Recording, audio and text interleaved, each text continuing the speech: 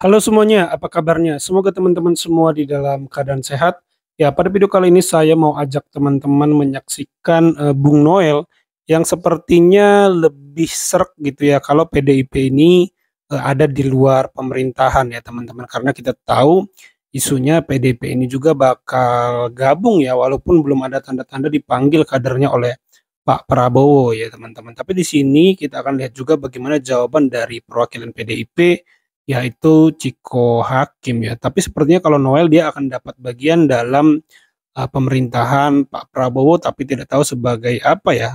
Tapi dia sudah dipanggil ya teman-teman. Jadi sudah dipanggil gitu. Sepertinya akan mendapat bagian untuk membantu Pak Prabowo. Nah, kita akan simak diskusinya. Yuk kita lihat bareng-bareng.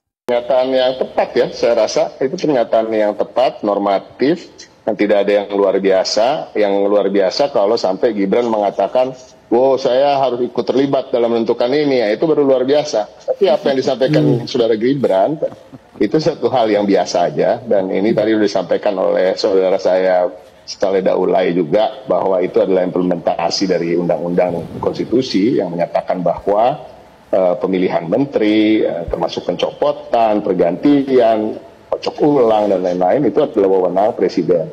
Dan presiden terpilih yang sekarang adalah Pak Prabowo Subianto, yang akan ke depan tentunya akan ditentukan oleh kata akhir dari Pak Prabowo itu sendiri. Dan saya rasa itu pernyataan yang cukup biasa bagi Gibran Rakabuming Raka untuk menyampaikan, dan ya nggak ada masalah terkait itu. Oke, Bang Ebenezer langsung saja. Ini pernyataan Gibran Rakabuming Raka, apalagi mengatakan juga menunjukkan loyalitasnya terhadap Pak Prabowo Subianto. Ini sikap Gibran ini bisa diartikan juga selaraskah dengan sikap dari Pak Presiden Jokowi? Ya udah pastilah, nggak mungkin tidak. Sudah pasti. Apalagi Mas Gibran kan selama ini kan diorkestrasikan bahwa ada konflik antara Pak Jokowi dan Pak Prabowo. Kemudian ada jadi beberapa skema yang ingin menjauhkan Mas Gibran dengan Pak Prabowo sampai PDIP itu masih kalau nggak salah ya saya nggak tahu masih gugatan agar wapresnya Mas Gibran ini dibatalkan. Gitu loh. Nah itu masih opsi di atas meja gugatannya PDIP.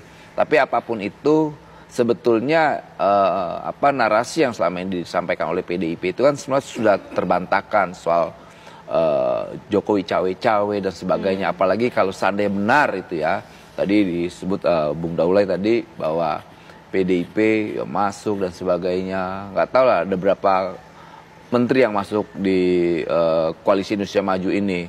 Ya ini kan menunjukkan bahwa ya pemerintahan ke depan ini ya pemerintahan yang dijalankan dengan secara yang baik lah, apalagi ada program jangka menengah kita ke depan nanti menghadapi 2045 tentang Indonesia unggul. Ya kita kan harus bangun bareng-bareng bangsa ini, tidak bisa tidak. Tapi semoga ya tidak bareng-bareng korupsinya gitu. Bareng-bareng membangunnya oke, tapi jangan nyopet juga bareng-bareng gitu loh. Apalagi itu pernyataan Prabowo kemarin di PKB itu luar biasa ya. Pidato beliau ya tugaskan kader partai itu yang bagus, jangan yang ngambil APBN dan APBD. Dan itu semua orang sangat kaget gitu loh. Karena dia menyampaikan posisi dia sudah menjadi presiden terpilih, bukan saat kampanye. Itu kan nekat sekali. Artinya karakter Prabowo seorang pemimpin yang tegas itu mulai keluar gitu loh. Yang selama ini orang akan bilang, wah Prabowo ini pasti masih di bawah bayang-bayangnya Pak Jokowi. Pak Jokowi udah nggak mau ngurusin begituan. Pak Jokowi itu ngurusin cucunya dan anaknya. Nah, Prabowo ngurusin rakyat dan pemerintahannya ke depan. Agar apa? Anggaran-anggaran yang dulu Pak Prabowo pernah sampaikan, bocor kita 30% APBN kita, dia akan kawal. Dia akan jaga, makanya jangan kutak-katik APBN dan APBD. Artinya apa? Lu jangan nyopet, nggak bakal dikasih ruang dan kesempatan untuk ngebajak, nyopet, ngerampok APBN. Makanya terima kasih buat rakyat Indonesia, kita sudah mendapatkan pemimpin yang baik ke depan ini.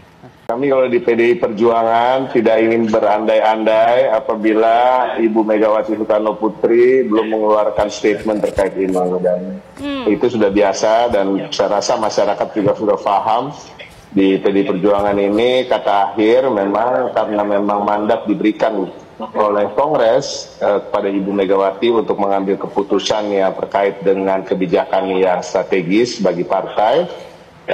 Dan sampai hari ini kita masih menunggu. Saya lebih senang apabila kita bersabar menunggu pertemuan antara Pak Prabowo dan Ibu Megawati yang insya Allah sebelum pelantikan ini akan dilaksanakan. Ya sebelum pelantikan tanggal 20, ya masih ada tanggal 14, 15, 16, 17, 18, 19. Kita tunggu saja, jadwalnya masih dicocokkan, waktunya masih dicocokkan. Tapi tidak ada halangan terkait dengan psikologis atau halangan-halangan lain, lebih ke pencocokan jadwal karena kita tahu keduanya masih sangat sibuk. Pak Prabowo sendiri sibuk untuk mempersiapkan diri yang untuk sebentar lagi dilantik, dan sampai hari ini juga masih sebagai Menteri Pertahanan. Kami di PDI Perjuangan bersama Ibu sibuk dengan pilkada serentak, di mana kader-kader PDI Perjuangan paling banyak maju sebagai calon kepala daerah maupun calon wakil kepala daerah dibandingkan kader-kader partai lain, dan hal-hal yang lain masih juga kita coba mencocokkan waktu aja. Iya, soal kader ini Bang, apakah memang sesuai dengan persetujuan seluruh kader bahwa PDIP ini bergabung di dalam kabinet Prabowo, atau jangan-jangan masih ada aspirasi kader-kader lain yang sebenarnya menginginkan bahwa PDIP ini berada di luar pemerintahan, Bang Ciko? Nggak ada, kalau di PDI Perjuangan semua solid aja, tapi memang hal ini tidak dibicarakan secara rame-rame ya, dalam tanda kutip ya. Tentunya Ibu juga hanya mempercayakan tugas-tugas seperti komunikasi yang terkait dengan kebijakan strategis ini ditugaskan kepada beberapa kader senior, tapi kita nggak pernah punya masalah terkait itu. Di PDI Perjuangan nanti apabila sudah ada kata akhir semuanya selalu solid. Yang paling penting bagi kami adalah kami juga mendengarkan suara-suara di akar rumput, baik itu suara-suara pengurus dari mulai ranting, anak ranting, PAC, DPC, dan juga suara-suara konstituen kami untuk mengambil keputusan sebesar ini. Kan sudah disampaikan berkali-kali oleh Pak Jokowi bahwa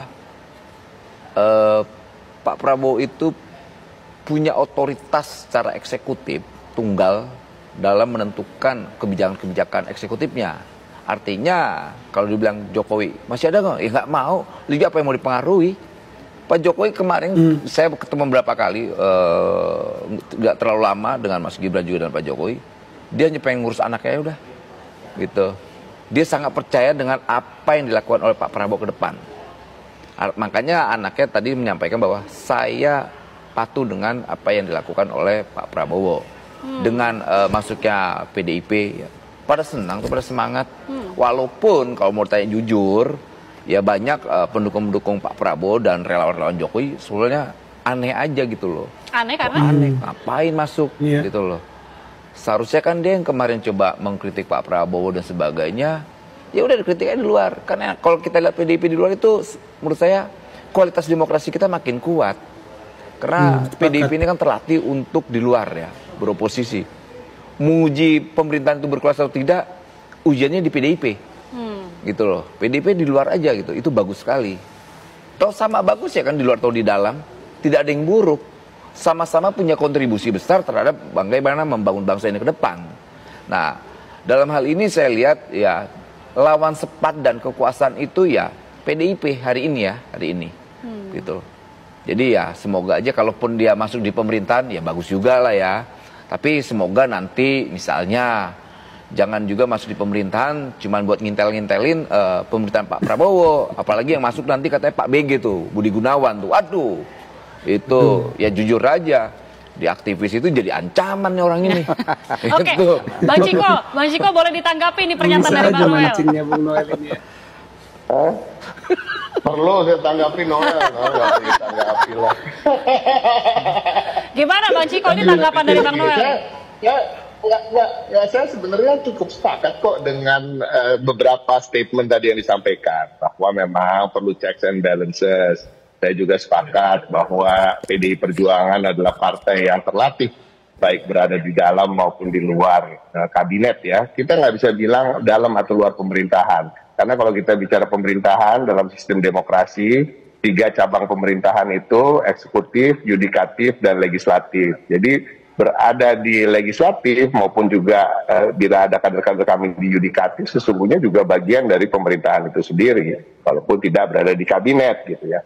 Tapi tentu saya juga ingin ulangi bahwa sampai hari ini kami belum menentukan sikap, dan juga pastinya kan kita juga bukan partai yang tipe menyodor-nyodorkan diri, Noel. Ini nggak ada PDI Perjuangan nyodor-nyodorin diri. Kita pasif, kita menghargai jerih payah dari teman-teman di Kim dan di Kim lah ya, khususnya yang kemarin memenangkan Pak Prabowo di kontestasi Pilpres. Dan sepertinya memang kan lebih ke Pak Prabowo-nya yang ingin mengajak semua untuk bersatu dalam pandangan dia, lebih baik bila di kabinet ada juga kader-kader dari partai lain yang bukan pendukungnya dari Kim kemarin. Ya, belakangan perdebatannya bisa kita lihat antara Bung Ciko dan Bung Noel ini terlihat lebih adem, lebih bersahabat, lebih ramah ya teman-teman ya. Karena mungkin perdebatan Pilpres ini udah selesai, apalagi kalau nanti PDIP gabung. Saya sebenarnya setuju dengan Bung Noel kali ini.